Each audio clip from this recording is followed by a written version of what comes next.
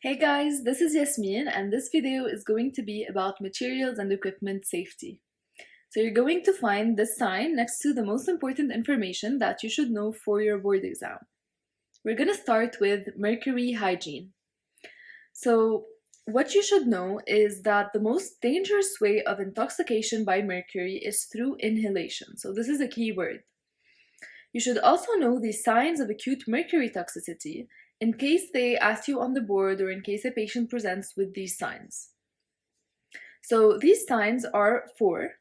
The first one being hypotonia or muscle weakness, second one being alopecia or loss of hair, the third one weight loss, and the last one exhaustion.